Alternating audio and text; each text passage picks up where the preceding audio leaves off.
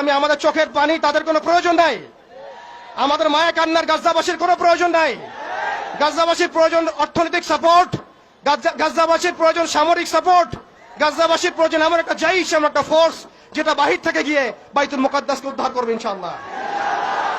আর আপনারা ভবিষ্যৎবাণী শুনে রাখবেন, ইনশাআল্লাহু আযজা ওয়া জাল আল্লাহ রাব্বুল আলামিনের এই বান্দাদের মধ্যেই এমন একটা জাইশ, এমন একটা দল আল্লাহ পাক সৃষ্টি করে দিবেন ইনশাআল্লাহ।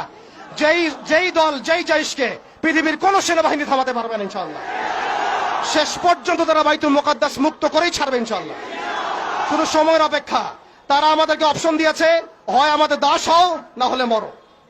শেষ কথা, তারা আমাদেরকে অপশন দিয়ে দিয়েছে, হয় আমরা তাদের দাসত্ব করব না হলে মরবো। আমরাও বলে দিচ্ছি, আমরা দাসত্ব করব না। আমরা হয় শহীদ হব অথবা স্বাধীনতা ছিনিয়ে নিয়ে আসবো ইনশাআল্লাহ।